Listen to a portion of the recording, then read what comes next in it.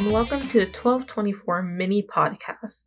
I'm Shay, and I am going to talk about two movies I've seen this weekend as a holdover between our last episode, which was a month or two ago. I'm not completely sure. And our next episode, as me and Kate are both very busy with our senior year, and that's our priority at the moment. We do this for fun. We decided to do this even more for fun, not have such a structured schedule for ourselves. So yeah. But just gonna talk to you about two movies I've seen over the past week, which are both Netflix originals and both have alliterative titles, which are Mitchell's vs. the Machines and Wendell and Wild. But yeah. You, human! Oh, don't take us! Okay. What? Oh my gosh, the robots are defective. No, they know too much. Silence. We're not defective. We're Not robots, just humans, yes, like you. So last night I watched Mitchell's vs. the Machines, which is about a family who's going on this long road trip, and basically the whole world gets invaded by robots, right? So something that'll happen in a year from now. My overall thoughts, I thought it was a very cute movie, very cute and funny movie. It definitely is like if someone put it on, or if someone said, hey, want to watch this, I wouldn't object. I would be down to watch it. That's how I feel about both of these movies, to be honest. But with Mitchell's, I think the things I mainly took away from it, I just thought the movie was really funny. I thought a lot of the timing was really good, and the slapstick was really good. But I don't really expect a lot less from Phil Lord and Chris Miller.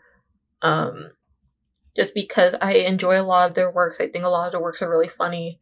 Big Clone High fan. I really like the Lego movies that they put out, and even the Ninjago movie I like, even though plot wise it's not my favorite. I still think it's pretty funny. So I had to set expectations for it, especially with some of the cast members being SNL people who I actually think are funny too. I wasn't expecting not to laugh, right? Or to bust the gut or whatever. But yeah, I also really liked the whole plot kind of being hinged on the relationship between the father and the daughter. I know the daughter's name is Katie. Is the father's name? His name's Rick, I think. I thought that was really sweet because it also kind of reminded me of my own relationship with my father. It's not strained. My father are pretty good friends. We talk a lot. We have a lot of same interests, so it's not so much we are so different type of conflict, but more so the conflict of moving far from home to go to college and follow your dreams. Since I go to college outside of my home state. So I don't know, that touched me a bit in my little cold, dead heart. But I enjoyed that aspect a lot, and I thought just seeing the progression that was really nice, and then also even having the characters still not be on the same page, middle of the movie, where Katie's oh, I just lied, just told him when he needs to feel good, and the illusion of understanding. I always find that more interesting than just straight up miscommunication left or right. They don't want to talk to each other. I guess my only detriments of it, I wish the movie wasn't so flashy is the only way I could say it, think of it. There's a lot going on visually at times, because it's a lot of internet stuff is very 2010s internet stuff, which is another thing I had a little bone to pick with, but it's minor. But it was to the point where the visual sometimes became so overwhelming to me. It might have also been because the way I watched this with, I don't know if I watched this with friends, so our couches were kind of crowded. I sat on the floor in front of the TV. So moments where they're oh, like, here's like a million puppies on screen and they're all moving. It kind of hurt my eyes. Like, I mean, I have like that issue sometimes I've been watching like Smiling Friends, for example. Watch Smiling Friends, it's really good. But yeah, like it's just that, and again, like the 2010s like internet humor like wasn't my favorite, but it's so like specific to the internet that like I can't think of a way to like fully replace it. So like I don't know. It's like half and half. Like me and Kat like playing in the background is very nostalgic and like very scary. But also I had a feeling that like Fred Figglehorn was gonna pop on my screen and like yell or something. I don't know. Like there was a lot of like shit going on. Um, but it was kind of like weirdly nostalgic of my youth.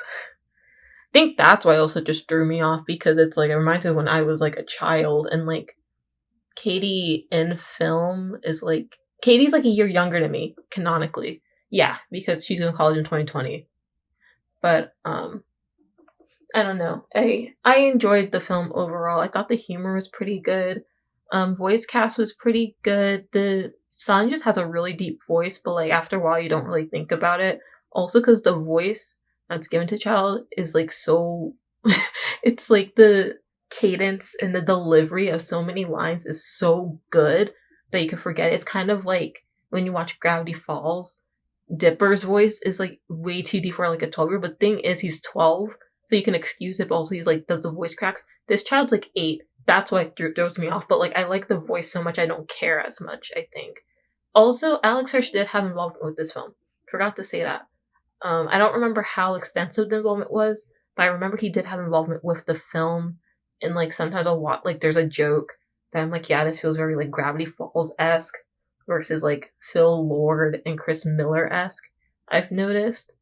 So yeah, I don't know. I thought that was interesting that I've consumed so many of these people's works. I remember these people's works to the point where I could be like, oh yeah, this feels like an X person joke, or this feels like a bit from this show. I don't know. It's like something I've noticed when I consume media, or like I think everyone does that when they consume media. They compare things to other things they've experienced. Like recently I've been also watching a lot of anime. Just a lot of anime.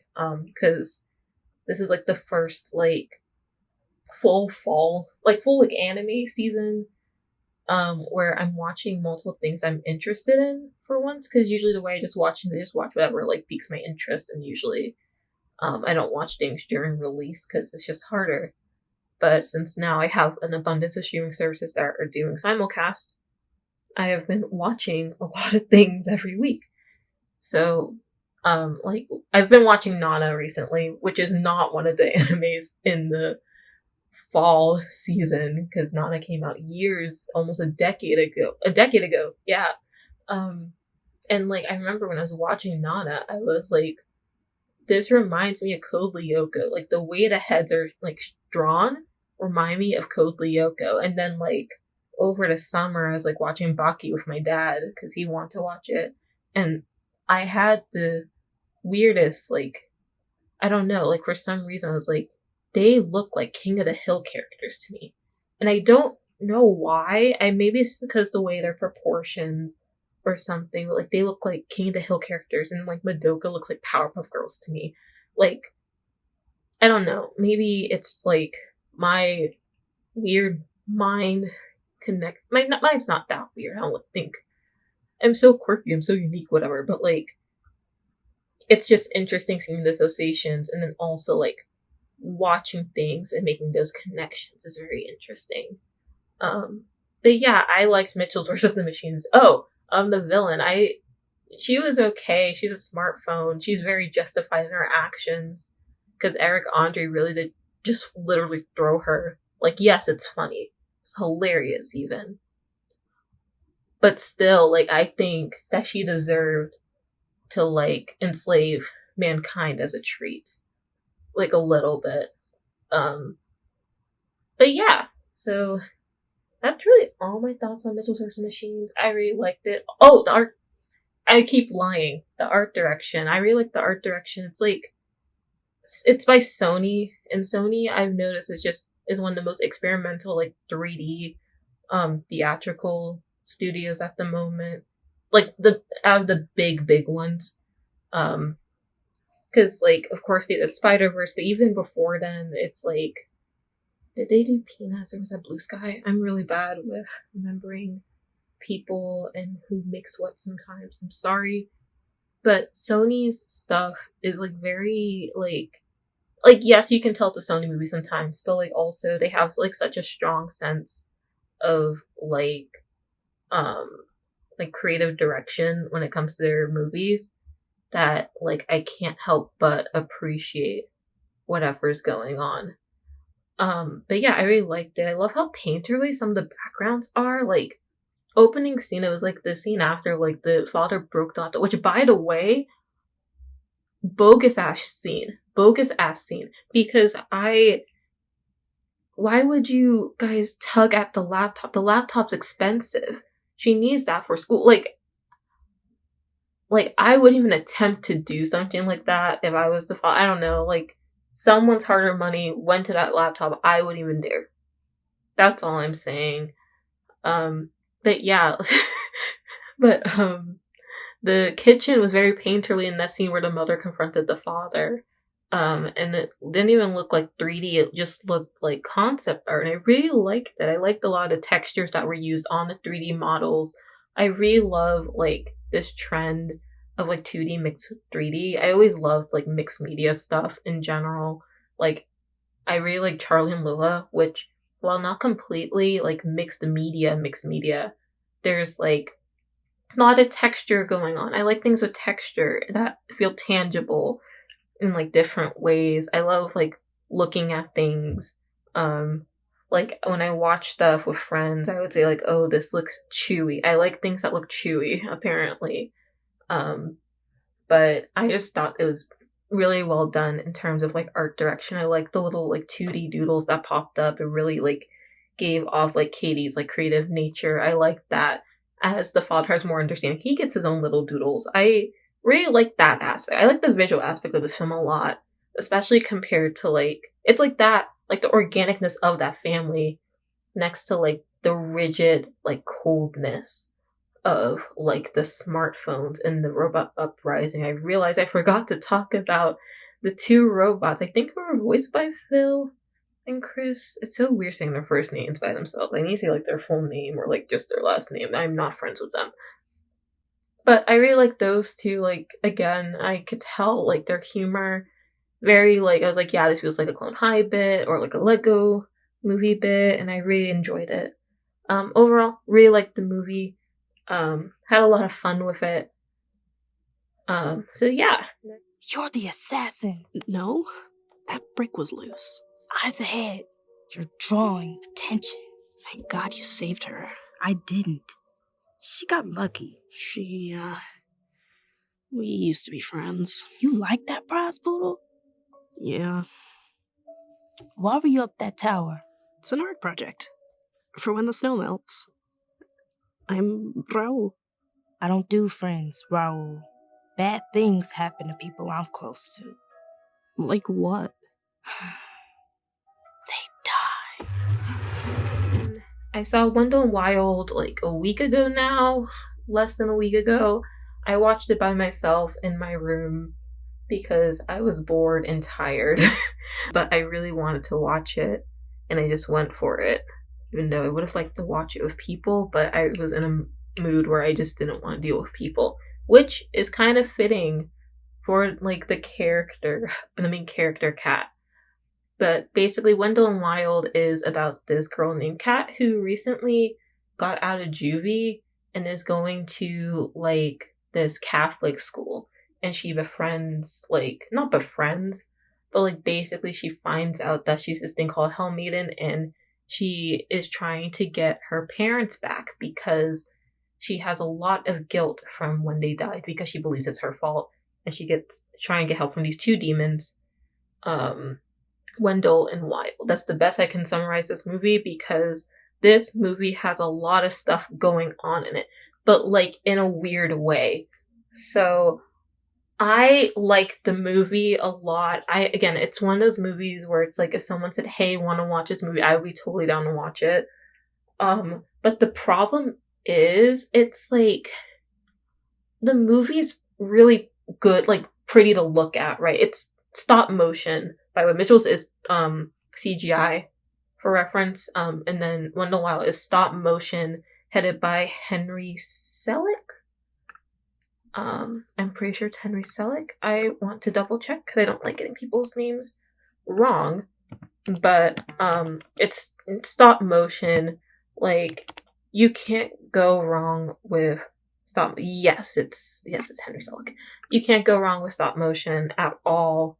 It's timeless. It's perfect for like a Halloween like creepy movie, which this movie came out on the 20th of October. So it perfectly fit the season it was gonna be in. It's like just even seeing like behind the scenes stuff about it recently have made me like, oh, I hit something. Made me just appreciate it. So for example, like there's a TikTok that like one of the people who worked on the film, they were basically just talking about how they were making boogers for this one scene in the movie. Because Wendell Wild make like duplicates themselves with boogers. And they're going through all the different techniques of like how they got the consistency of a booger.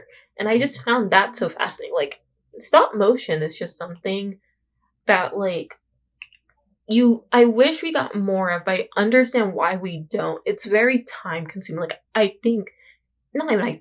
pretty sure it's more time consuming than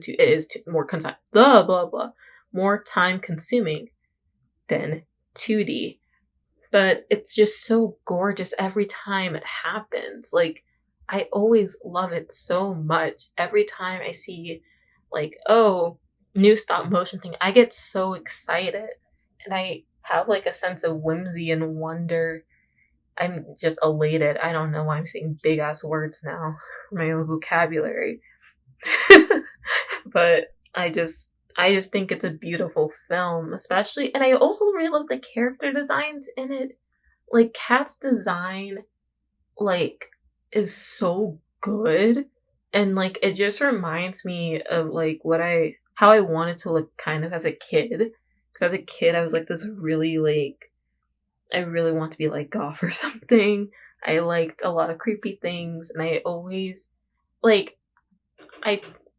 feel very, like, happy and emotional seeing, like, especially characters that look like me and then also, like, share traits with, like, myself. So, I think in the Kipo episode, I, like, went on about how Wolf is, like, my favorite character.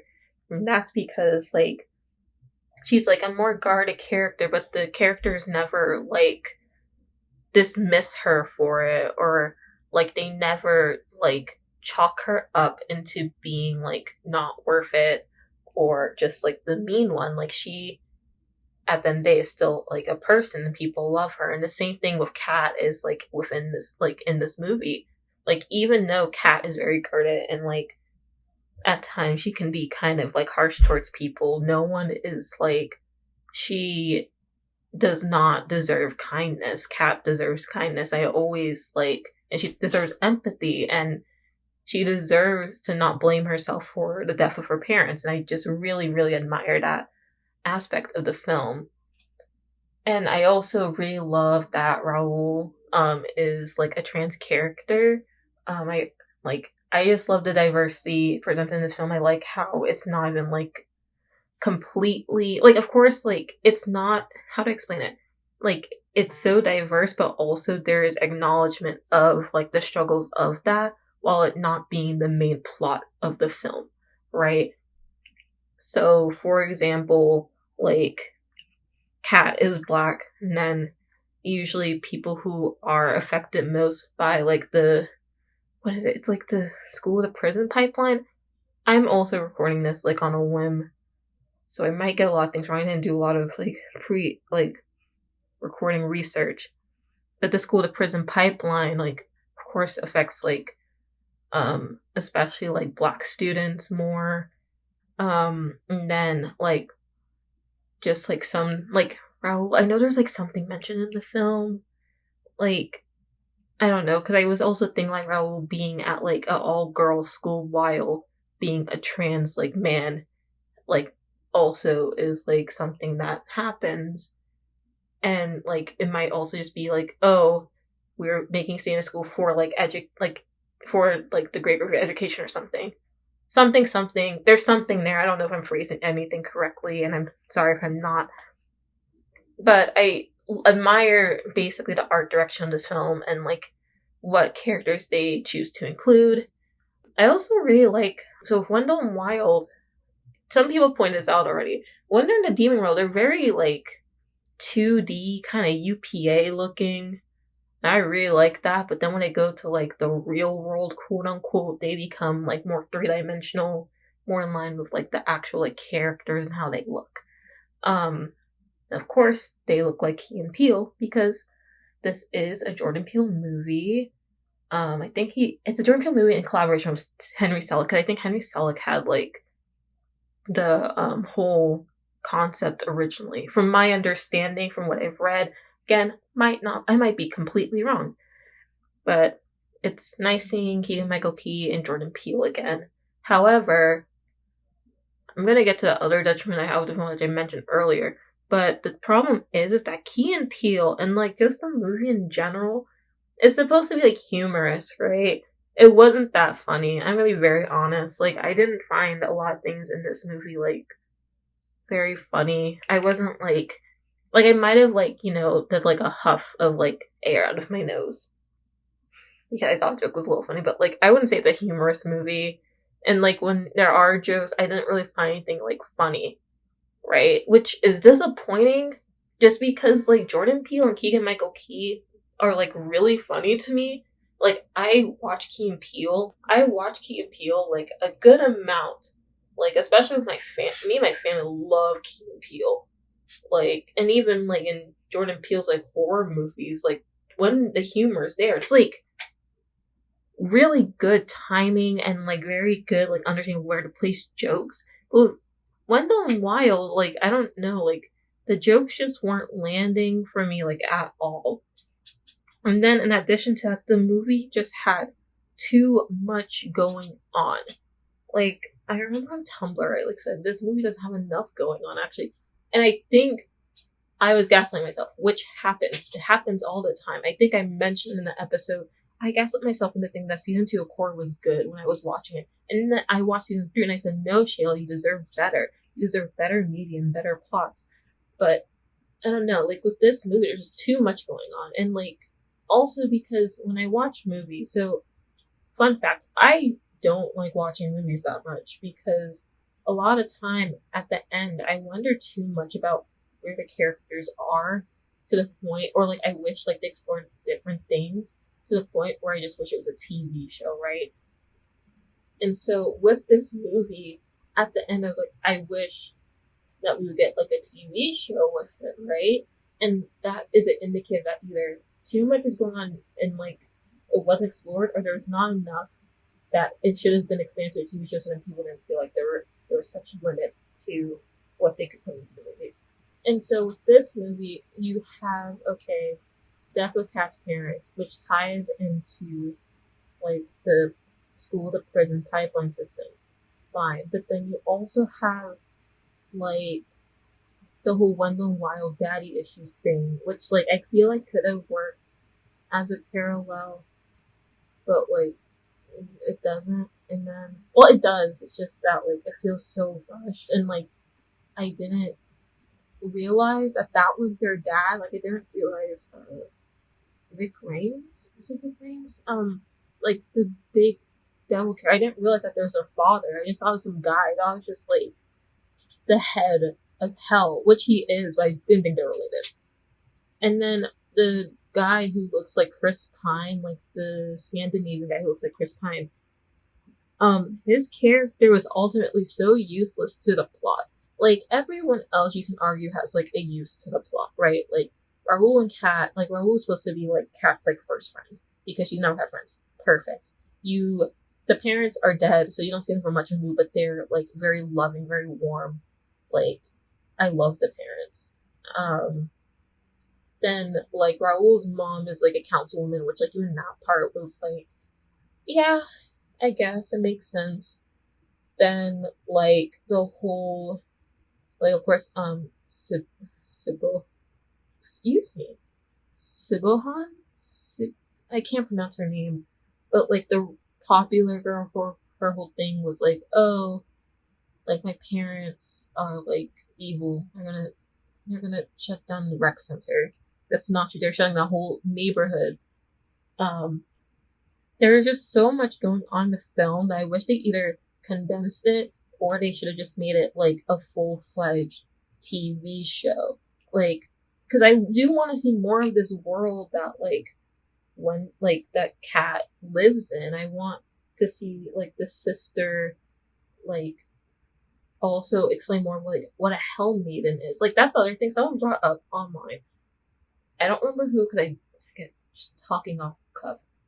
But the main sister, like the nun, not like a sister, like a nun, she was like, her whole thing was like with the Scandinavian guy because he was basically, you have to do this. And someone brought like, it would have made her a more morally great character, but like it could have worked. I'm like, yeah, exactly. I think Wendell Wild needed more morally gray characters that weren't just for comedic effect, because like Wendell and Wild are morally gray, but the thing is, their whole thing is that they're supposed to be funny. They weren't that funny, which pains me to say. It pains me so much to say that they weren't funny, but it's like, I just wish that the movie had better pacing also, because the ending felt rushed. It was very much like, oh, this thing's gonna destroy the thing. And also Cat's like, oh yeah, I have my future vision fully now. And I'm like, I wish we got more like time with her future vision besides like the beginning and the very end. I wish that like, I don't know, I wish that like this sister Helly, I wish that she had more, felt like there's more stuff going on with her. We could have cut out like a few characters, a few plot points, or made it into a TV show. I love a good TV show. Everyone knows I love TV. There's a reason why on this podcast we mainly talk about TV, is because my ass can watch a movie, but like I feel more passionate about shows because I feel like I have more to say about shows. That to say, overall, I liked Wendell and Wild. I really liked the animation. I like the character designs. Cat is precious to me. I want more stop motion films, and I wish that like it was just either more concise or it was a TV show, and I wish it was funnier. Especially, I think other thing too that was weird, it was like PG-13, which I was like, oh cool, it's a PG-13 like stop motion film by Jordan Peele. But then it's like one of those soft PG-13s though, because they said like ass twice. And then I think when the main like priest guy dies, because it's a little graphic, but like not like crazy graphic. I don't know. I just wish that like, I think the rating might have held it back a bit. Not held it back, but like held it back in terms of like promotion, because like it's not going to be like the kids section of Netflix because the rating. But like if I watch this movie around like my younger cousins, I wouldn't like, I don't think anyone would really bat an eye. But yeah, I liked the movie and I liked Mitchell's vs. the Machines. So yeah, this is the end of my little ramble for the 1224 podcast. I don't know how many of these I will do or like how many of these will come out, so I'm not so sure if I should do like a name for these. Thinking about calling them minutes, even though this is like half an hour. But I hope that you had fun listening to my very worn out voice, my very clipped off words. And yeah, so this has been the 1224 mini podcast. I'm Shay, and I hope to see you soon in our official episode that will come out whenever, because we are both busy. So yeah, bye!